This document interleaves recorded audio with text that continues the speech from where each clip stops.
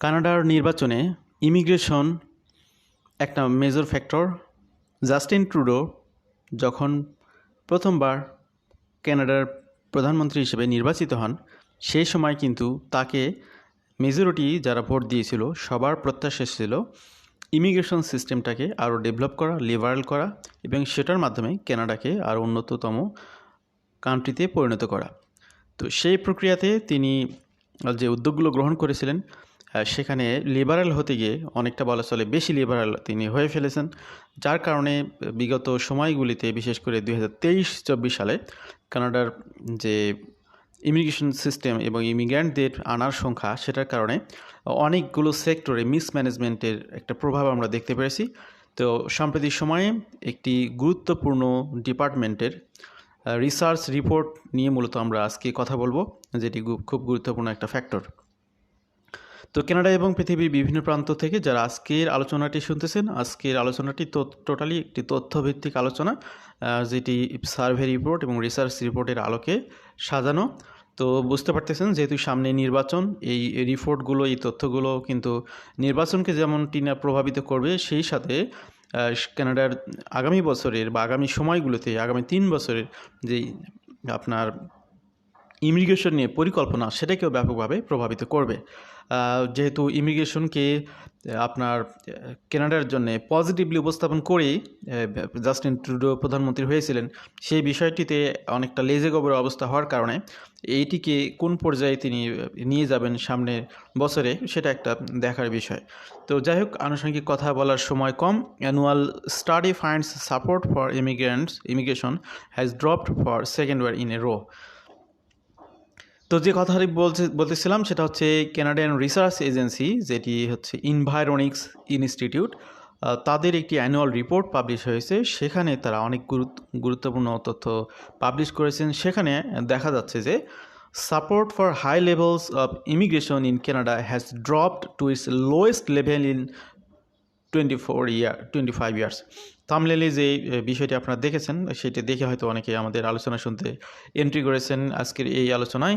তো এখানে বুঝতে পারতেছেন যে 25 বছরের মধ্যে সর্বনিম্ন লেভেলের সাপোর্টে অবস্থান করতেছে ইমিগ্রেশন সিস্টেমটি।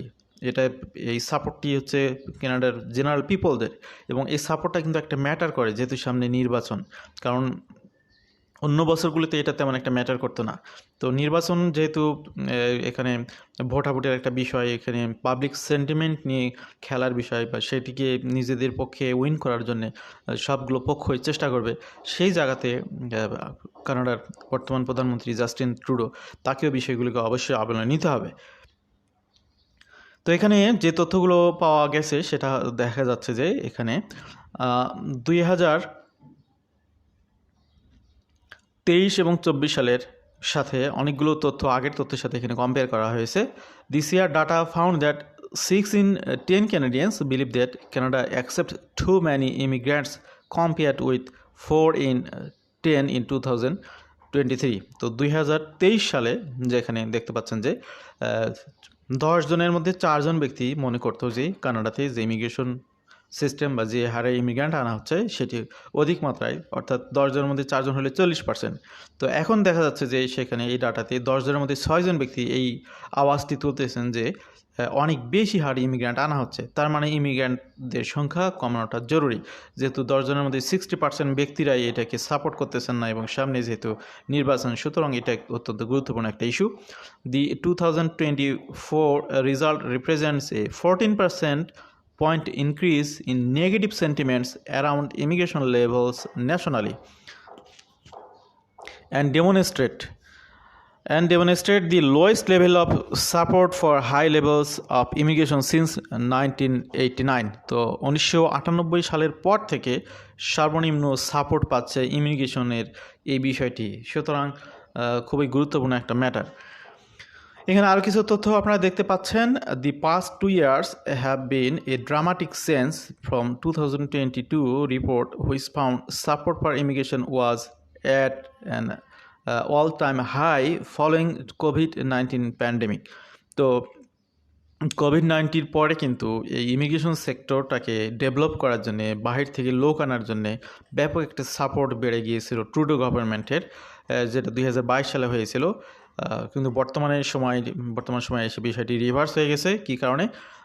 However, since then, Canada economy has recovered 138% of the jobs lost during pandemic, and national unemployment rate has been rising.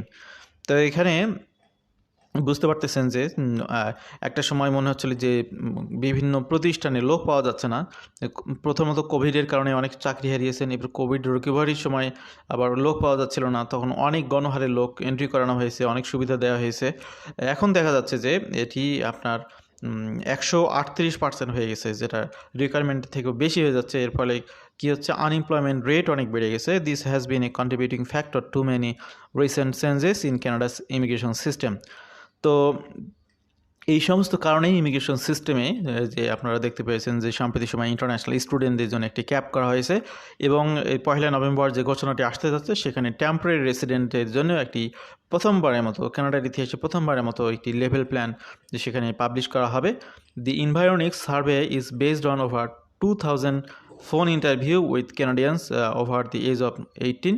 তো এখানে ইন্টারভিউ 2000-এর বেশি অধিক লোকের উপরে সার্ভে চালিয়ে মূলত তথ্যগুলো এনভায়রনিক্স এই রিপোর্টগুলো প্রদান করেছে। Support keep dropping. তো 2023 থেকে 24 সালে এসে এখানে কানাডার বলা চলে যে সবগুলো ডিপার্টমেন্টে ইমিগ্রেশন সিস্টেমটার নিয়ে, বা ইমিগ্রেশন বলতে শুধুমাত্র পিআর বোঝাচ্ছে না, ওয়ার্কার, স্টুডেন্ট, অনেকগুলো যতগুলো ডিপার্টমেন্ট রয়েছে সবগুলোতে সাপোর্ট ব্যাপক হারে কমে গিয়েছে। তো কীভাবে কমে গেছে আপনাদেরকে গ্রাফিক্যালি আমরা তথ্যগুলো দেখাবো।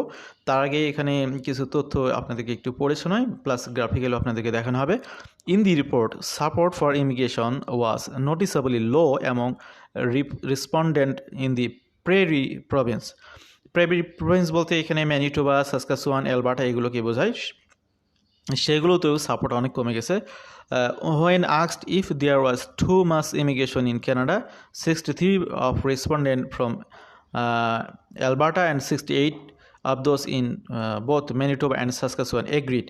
তো এই বুঝতে পারতেছেন যে এখানে ইমিগ্রেশনটাকে টু মাস বলার উদ্দেশ্য একটাই, সেটা হলো সামনে এটি কমাতে হবে। সেখানে দেখা যাচ্ছে যে এখানে সবাই কিন্তু এখানে বলতেছে 63%, 68%। তার মানে তারা চাচ্ছে ইমিগ্রেশনগুলোকে কমিয়ে ফেলতে, বা ইমিগ্রেশনের যে রেশিও সেটাকে কমিয়ে ফেলতে হবে। এটাই মূলত তাদের দাবি। এই সাপোর্টের মাধ্যমে সেটাই চলে আসতেছে, কারণ তারা যখন ভোট দিবে, ইমিগ্রেশনের পক্ষে যখন ট্রুডো গভর্নমেন্ট ভোট চাবে, তখন কিন্তু এই 68% তাদেরকে ভোট দিবে না। এই বিষয়টি একদম clear. The result also showed less support for immigration এবং younger respondents than in previous year. তো ইয়াং জেনারেশন আগে কিন্তু ট্রুডো গভর্নমেন্টকে বা কানাডার যে ট্রুডোর যে সরকার ব্যবস্থা তাকে সাপোর্ট করতো, সেখানেও কিন্তু একটা রিভার্স সিচুয়েশন আমরা দেখতে পাচ্ছি। This was notable among ক্যানাডিয়ানস under 45 years of age compared with those who are older. The result also showed little difference in the opinions between Canadian-born and first-generation Canadians. এখানে একটি graphical scenario আপনারা দেখতে পাচ্ছেন। ক্যানাডিয়ানস overall support for immigration levels since 1977, অর্থাৎ 1977 সালের পর থেকে কানাডার যে ইমিগ্রেশন সিস্টেম একটি সিস্টেমেটিক ওয়েতে আসতেছিল, সেই 1977 সালের পর থেকে 2024 সাল পর্যন্ত এখানে ইমিগ্রেশনের বিষয়ে পাবলিক অপিনিয়নের একটি গ্রাফিক্যাল প্রেজেন্টেশন আপনারা দেখতে পাচ্ছেন। যে এখানে যখন আমি এই স্লোগানটা দিচ্ছি, overall there is too much immigration in Canada, এই বিষয়ের পক্ষে কারা কারা তারা হ্যাঁ বলুন, এই বিষয়ের বিপক্ষে কারা কারা তারা না বলুন। তো এখানে দেখুন যে এখানে গ্রিন সিগন্যাল যেটা, তার মানে হচ্ছে তারা কিন্তু এখানে বলতেছে যে too much immigration in Canada, তারা এখানে বিপক্ষে ভোট দিচ্ছে। আর এখানে রেড সিগন্যাল যেটা দেখতে পাচ্ছেন, তারা মনে করতেছে যে না, ইমিগ্রেশনটা টু মাস না, এটা রিকোয়ার্ড। তো সেখানে সেটা কিন্তু এখানে একটা ড্রপ হয়ে গেছে, আপনারা দেখতে পাচ্ছেন এখানে গ্রাফিক্যাল যে গ্রিন সিগন্যালটা, এটা কিন্তু অনেক বেড়ে গেছে। অর্থাৎ যদিও এটা গ্রিন সিগন্যালটাই অ্যাকচুয়ালি এখানে ইমিগ্রেশনের বিষয়ে নেগেটিভ। এই বিষয়টা আপনারা বুঝতে পারতেছেন নিঃসন্দেহে। তো এই বিষয়গুলো কিন্তু একটা ম্যাটার করবে সামনের ইলেকশনে। As with the 2023 report, respondents noted increased cost of living and housing affordability as a key factor in their declining support for immigration levels. তো কন্টিনিউয়াস যে সাপোর্টটা ছিল সেটি কমার মূল কারণটাই হচ্ছে কস্ট বেড়ে যাওয়া, হাউজিং এবং অ্যাকোমোডেশন উভয়টাতে কিন্তু কস্ট অনেক বেড়ে গেছে। তো এই কারণেই মূলত এই বিষয়টা নেগেটিভলি সামনে চলে আসতেছে। While housing remains a top concern, there was a sharp increase in the number of respondent who believe that immigration is a problem because of poor government management. The report showed 21% respondents felt this way, an increase of 10% over the previous year. তো এখানে আরেকটি বিষয় চলে এসেছে, poor government management, যেটা actually Trudeau গভর্নমেন্টকেই তাদের mismanagement বা পুয়ার ম্যানেজমেন্টকে ইঙ্গিত করে। এটা একটা negative matter. How Canadians prioritize immigration categories. ক্যানাডিয়ানরা আসলে কী ভাবতেছে, ক্যানাডিয়ানদের মতামতটা কী? তো যেটি আমি বলতেছিলাম যে এখানে আমরা গ্রাফিক্যালি আর একটি তথ্য আপনাদেরকে দেখাবো, সেটারই একটা ব্যাখ্যা এখানে আপনারা দেখতে পাচ্ছেন। এটা সুন্দরভাবে গ্রাফের মাধ্যমে দেখতে পারবেন। এখানে ক্যানাডিয়ানরা যেটা ভাবতেছে জাস্ট 1 বছর আগে এবং বর্তমান সময়ে, এখানে পার্থক্যটা দেখুন, এটি খুবই গুরুত্বপূর্ণ একটা ম্যাটার করতেছে এই মুহূর্তে। Environics says that even among those who says there is too much immigration to Canada, fewer than 1% say that no type of immigration should be prioritized. এর 1%-এর কম ব্যক্তি তারা বলতেছে যে ইমিগ্রেশনের কোনো প্রায়োরিটাইজেশন থাকাই উচিত না। The institute says that it shows that last year Canadians may have concern about the volume and categories of newcomers who arrive in the country. তো অ্যাকচুয়ালি সবার টেনশন এটাই যে গণহারের বলা চলে, ভিজিটরের ভিসায় কিন্তু গত বছরই গণহারে কানাডাতে এন্ট্রি হয়েছে। তো এখানে তার ভলিউমটা নিয়েই মূলত বেশি কনসার্ন। তারা টোটাল ইমিগ্রেশন সিস্টেমটাকে ব্যান করার পক্ষে না, not rejecting immigration outright and consider some categories as beneficial. বিষয়টি খুবই ক্লিয়ার যে এখানে অনেক বেনিফিট রয়েছে, কিন্তু যখন ব্যাপক হারে এই ইমিগ্রেশন সিস্টেমটাকে এখানে ফেভার করে দেওয়া হয়, তখন সেটার যে ব্যাড ইফেক্ট রিসেন্ট টাইমে পাবলিকরা সাফার করতেছে, সেটার বিপক্ষে বেশিরভাগ জনগণ কিন্তু দাঁড়িয়ে গেছে। Overall nearly 3/4, 73 respondents were likely support and prioritize newcomers who can work skilled and in-demand jobs. তো এখানে অ্যাকচুয়ালি বিভিন্ন ক্যাটাগরিতে ভাগ করলে এক এক ক্যাটাগরির সাপোর্ট এক এক রকম, সে বিষয়টি আপনারা দেখতে পারবেন। Education among newcomers was also seen as a priority. Comparatively, fewer Canadians believe that refugees fleeing conflict should be prioritized, down 8% from 2022 and total 47% for 2024.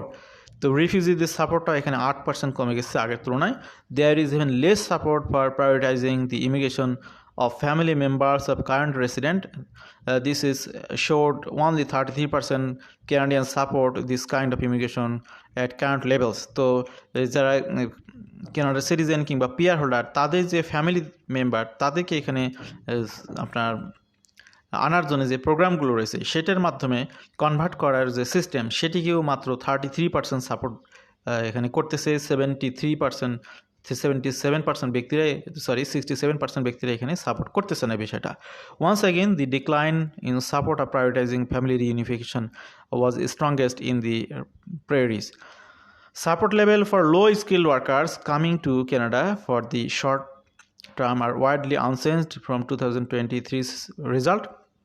The report showed that এখানে মাত্র 28% ক্যানাডিয়ানরা লো ওয়েজেস ক্যাটাগরির যে ফরেন ওয়ার্কারদেরকে এখানে job দেওয়ার system রয়েছে, সেখানে মাত্র 28% ক্যানাডিয়ানরা সেটিকে সাপোর্ট করে। এখানে বাকি আপনার 72% ব্যক্তিরা এটাকে সাপোর্ট করে না। International student also saw slightly less support at 27%. The biggest decline occurred in Atlantic Canada, down 13 point to 27%, as well as western provinces. তো এখানে টোটাল সাপোর্টিংয়ের বিষয়টা আপনারা দেখতে পাচ্ছেন। এখানে আমি একটু আপনাদেরকে দেখাচ্ছি এবং পড়ে শোনাই। Workers with specialised skill, those in high demand in Canada, এই ক্যাটাগরিতে 2023 সালে 77% পিপল এটিকে গুরুত্ব দিচ্ছিল, সেটির সাপোর্ট কমে এসেছে, দাঁড়িয়েছে 73%। People with good education and skill who move to Canada permanently, তাদের সাপোর্ট আগে ছিল 66%, এটি কমে এসেছে 64%। if refugee fleeing conflict and persecution in their own countries, এটার সাপোর্ট গত বছরে ছিল 55%, বর্তমানে এটি সাপোর্ট কমে হয়ে গেছে 47%। Family members of current resident of Canada immigrants, তাদের সাপোর্ট ছিল 39%, সেই সাপোর্ট কমে এসেছে 33%-এ। Lowest skilled worker hired for short time take hard to fill job, তাদের সাপোর্ট আগে ছিল 34%, সেটি কমে এসেছে 28%-এ। Student who come to Canada's university college, সেক্ষেত্রে তাদের জন্য সাপোর্ট ছিল 33%, এটি কমে হয়ে গেছে 27%। তো এখানে দেখা যাচ্ছে যে সবগুলো সেগমেন্টে যে আপনার হাই প্রায়োরিটির যে ঘরটা, এখানে কিন্তু অনেকগুলো ঘর, কয়েকটা ঘর আছে, হাই প্রায়োরিটি, মিডিয়াম প্রায়োরিটি, লো প্রায়োরিটি, ডিপেন্ডেন্স। তো এখানে হাই প্রায়োরিটি হচ্ছে যে আমরা যেগুলো আপনাদেরকে পড়ে শোনালাম গ্রিন করা, সেগুলো কিন্তু সবগুলো সেগমেন্টেই 2023 সালের থেকে 24 সালে এসে কমে গেছে। তো এটা কিন্তু একটা কনসার্নিং ইস্যু, যার কারণে 25 বছরের মধ্যে যে সাপোর্ট কমে গেছে এই বিষয়টি কিন্তু এভাবেই মূলত ইস্টাবলিশ হয়েছে। Views on immigration and the economy. এবার ইকোনমিক সাইড থেকে যদি এটি অ্যানালাইসিস করা হয় তাহলে এখানে কি দেখা যায় সেটা একটু জানুন। দি study found that 29% of respondents said that the weak economy was a factor in their lack of support for immigration, an increase of 4 percentage points. Still, the majority of Canadians agree that immigration has a positive impact on the national economy. তো actually majority Canadian কিন্তু economic sector থেকে বিবেচনা করে কানাডার ইমিগ্রেশনকে support করতেছে, কারণ immigration না হলে তো তাদের অস্তিত্ব বিলীন হয়ে যাবে, যেহেতু তাদের গ্রোথ রেট, বাইবর্ন গ্রোথ রেট একদমই কম। কিন্তু এই বিষয়টিকে যে হারে আনা হয়, অর্থাৎ এখানে রেশিওটাকে কমাতে হবে, সংখ্যাটাকে কমাতে হবে, এটাই মূলত তাদের voice. Most support for immigrants' effect on the economy was found among Canadians with university education, first-generation Canadians, of those who support the federal, Liberal and NDP parties. Support drops sharply among those who vote for the federal Conservative Party, with just 21% saying immigration has a positive impact on Canada's economy. Economic impact of immigration is positive. তো economic impact of immigration is positive, এই বিষয়টিকে যারা positively support করে তাদের সংখ্যা দেখুন, এখানে আগে ছিল 85%, এটি কমে 74% হয়েছে। যারা ইকোনমিক ইম্প্যাক্টটাকে সাপোর্ট করে না তাদের সংখ্যা কম। অবশ্যই এটা গুড সাইন যে ইকোনমিক সেক্টরে এখনও কানাডার ইমিগ্রান্টদেরকে পজিটিভলি দেখতেছে। 1993 থেকে 2023 সাল পর্যন্ত যে রিপোর্ট, এখানে আপনারা দেখতে পাচ্ছেন এটা গ্রাফিক্যালি। তো এটি দিয়ে অ্যাকচুয়ালি প্রমাণ করে ওভারঅল কানাডার ইমিগ্রান্টরা মূলত কানাডার ইকোনমিকে ধরে রাখা এবং বিল্ড করার ক্ষেত্রে অবশ্যই ভূমিকা রেখে চলেছে। কিন্তু রিসেন্ট টাইমে এই বিষয়টি ইমব্যালেন্স হয়ে গেছে অতিরিক্ত হারে তাদেরকে সুযোগ দেওয়ার কারণে। ইমিগ্রেশন অ্যান্ড কানাডিয়ান সোসাইটি, ইমিগ্রেশনে কানাডার সোসাইটির কী অবস্থা সেটা এবার আমরা এই রিপোর্টে দেখব। This year report also showed a notable increase in the number of Canadians who believe there is a link between immigration and crime. তো ইমিগ্রেশনের সংখ্যার সাথে ক্রাইমের একটি লিঙ্ক বা যোগসূত্র খুঁজে পেয়েছে এই স্ট্যাটিস্টিক্যাল তথ্যটি, এই research bureau. There was a substantial growth in agreement among those asked to agree or disagree that immigration increases the level of crime in Canada. This was especially true in Alberta, where 48% of respondents agreed, an increase 14% over 2023. তো এখানে ব্যক্তিদের এই যে কমিউনিটির যে support বা সোসাইটির যে সাপোর্ট, সেখানে দেখা যাচ্ছে যে এখানে ক্রাইমও কিন্তু বেড়ে গেছে লোক বেড়ে যাওয়ার কারণে। Ontario showed a significant increase, 40%, up 90% from last year, as well as Manitoba, Saskatchewan 41%, representing an increase of 20% points. তো এখানে এই বিষয়টি চলে আসছে যে অধিক হারে ইমিগ্রেন্ট আনার কারণে ক্রাইম রেশিও বেড়ে যাচ্ছে, এই বিষয়ে অনেকের সাপোর্ট এখানে বেড়ে যাচ্ছে এই বিষয়টিতে। Ontario showed a significant increase, 40%. Again, in terms of partisan support agreement with this statement was found to be strongest among conservative voters, 55%. However, more liberal and bloc Quebecans supporters agree compared to 2023 results. তো এই হলো অবস্থা। How immigration benefits Canadians communities, Canadian কমিউনিটিগুলো immigration থেকে কী ধরনের benefit পাচ্ছে সেটা নিয়ে আমরা একটু কথা বলি। How immigration benefits Canadian communities despite a more pessimistic view of high volume of immigration. আমরা কিন্তু বিভিন্ন পার্সপেক্টিভ থেকে কথা বলতেছি, এটা আপনারা বুঝতে পারতেছেন নিঃসন্দেহে।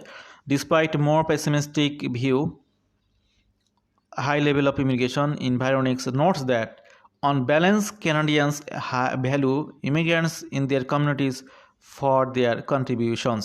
তো এই কমিউনিটি লাইফের ক্ষেত্রে এসে আপনার এই ইনভাইরনিক্স তারা এই তথ্যটি এখানে পাবলিশ করল, তারা স্বীকার করেছে যে অ্যাকচুয়ালি কমিউনিটিগুলোর জন্য কানাডার ইমিগ্রেশন সিস্টেমটা অনেক পজিটিভ ভূমিকা রাখতেছে। This view is specially prominent in British Columbia, where 42% respondents expressed positive view on local impact on immigration. Nationally, this view was shared by university-educated Canadians 43% and those who support the Liberal Party 45% and the NDP 47%. Given the opportunity to elaborate, 70% of respondents with a positive outlook on immigration said they value what immigrants bring in terms of multiculturalization and diversity. তো community system দিক থেকে ইমিগ্রেশনটা অবশ্যই অনেক positive একটি value carry করতেছে। তো আমাদের সাথে যারা আজকের আলোচনা শুনেছেন, আমরা আজকে বেসিক্যালি কোনো আলাদা প্রোগ্রাম নিয়ে কথা বলিনি। সামনে যেহেতু কানাডার নির্বাচন এবং সামনে যেহেতু 1 নভেম্বর কানাডার ট্রুডো গভর্নমেন্ট তার সময়ের সর্বশেষ ইমিগ্রেশন লেভেল প্ল্যানটি প্রকাশ করতে যাচ্ছে, সুতরাং এটা অনেক কিছুর উপর নির্ভর করতেছে। সামনে যেহেতু ইলেকশন, সেই ইলেকশনে জেতা হারা নির্ভর করতেছে তাদের এই ইমিগ্রেশন প্ল্যানের উপর। তো এইখানে অনেক চমক আপনারা দেখতে পারবেন, সেটা আমরা প্রত্যাশা করতেছি। আমাদের সাথে যারা ছিলেন এতক্ষণ ধরে ভালো থাকবেন সবাই। আবার সবাইকে ধন্যবাদ জানাচ্ছি। আল্লাহ হাফেজ, আসসালামু আলাইকুম।